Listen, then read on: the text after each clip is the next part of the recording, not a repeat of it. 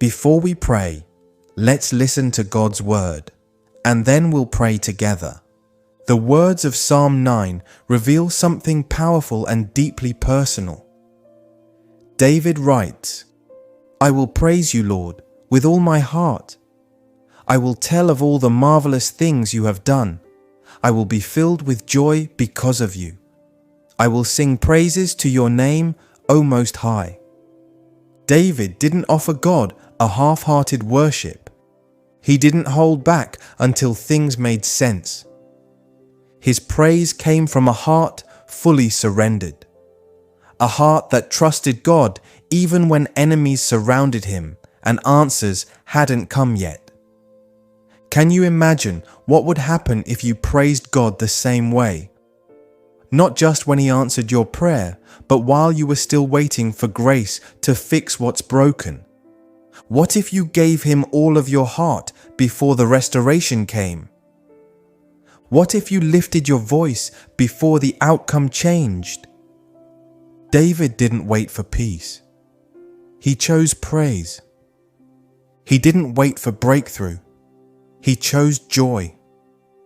He didn't need the situation to be resolved to declare, "I will praise you with all my heart." And here's the question. Will you do the same? Will you praise God while grace is still working? Will you testify even when the healing hasn't come yet, because you know the healer is still faithful? God has carried you through so much already, more than you even realize. He was there in the nights of confusion. He stood with you in seasons of fear. He lifted you when you thought you were drowning. And now, even if the situation hasn't shifted yet, he is still worthy. David's joy didn't come from the absence of trouble. It came from knowing the presence of God. He praised not because the battle was over, but because the Lord was with him in the middle of it. True praise doesn't depend on results. It depends on revelation. The revelation that God is still good, still sovereign, still able. And the New Testament echoes this same truth. In 2 Corinthians 12, Paul speaks of a burden he begged God to take away.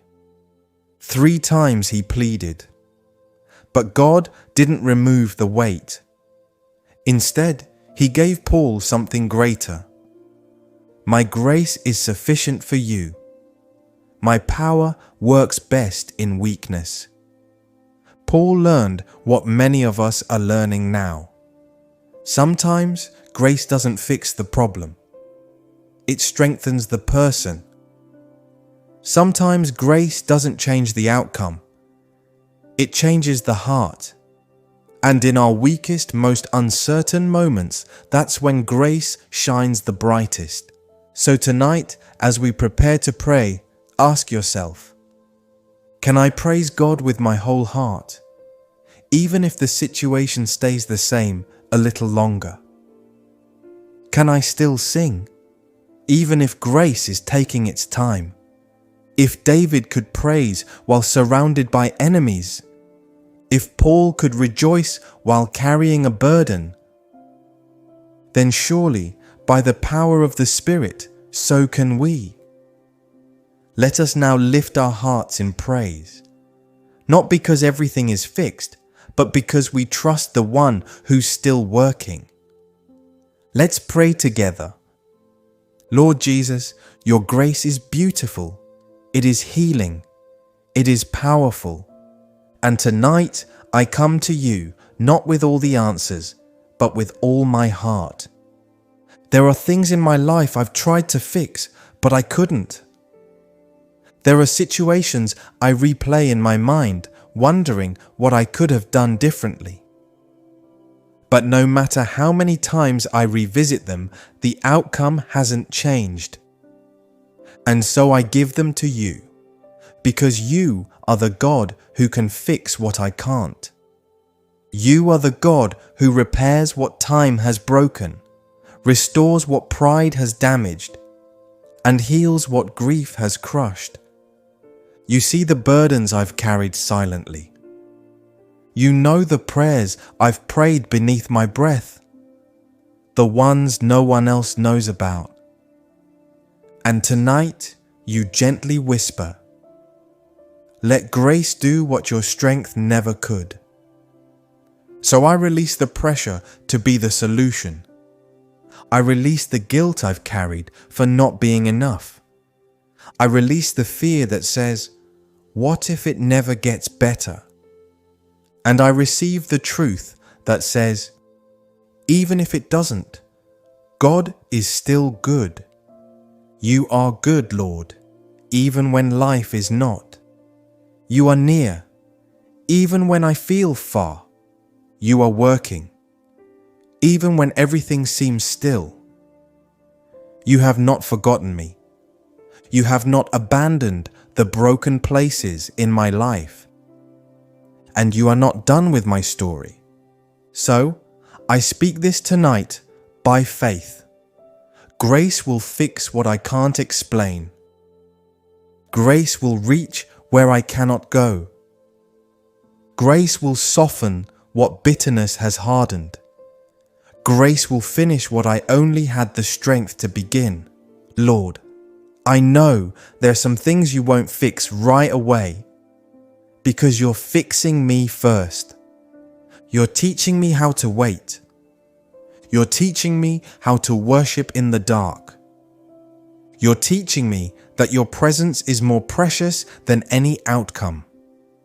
So even if the door doesn't open, even if the relationship isn't restored, even if the healing takes longer than I hoped, I will still praise you with my whole heart. Because my praise is not rooted in what changes. It's rooted in who you are. You are merciful. You are patient. You are kind when I'm discouraged and faithful when I am not. You have walked me through valleys that would have crushed me. You have defended me from battles I never even saw. You have wiped away tears I was too afraid to let fall. And you have loved me in moments I was too ashamed to pray. Your grace is not temporary. It's not fragile. It doesn't run out at my lowest point. It meets me there. And it doesn't shame me for what I can't fix. It surrounds me with mercy and says, "Let me carry this now." So Lord, tonight I surrender again. All my worry, all my weariness, all my silent disappointments, all the things I tried to control and couldn't. And I ask you, not just to change my situation, but to change me in the waiting. Make me more patient, more grateful, more trusting, more like you. Let the places I feel weak become altars of worship. Let the delay become a place of deeper dependence. Let the things that still haven't changed push me closer to the cross. Because even when grace hasn't finished its work, I can still say, "You are worthy. You are faithful. You are God. Lord, you have never failed me, not once. And I know you never will. Even when I don't understand, even when the healing is slow, even when I still feel broken, I will praise you with my whole heart, not because it's all better, but because you are always enough. In the name of Jesus, my Savior, my strength, my restorer, I pray, Amen.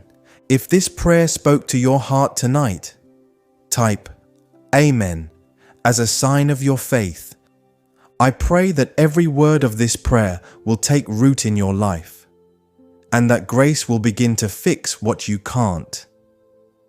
If you need a special prayer, let us know in the comments. We would be honored to lift you up. May the peace of God surround you, and may His grace continue to carry you. One day, one prayer, one breath at a time. In Jesus' name, amen.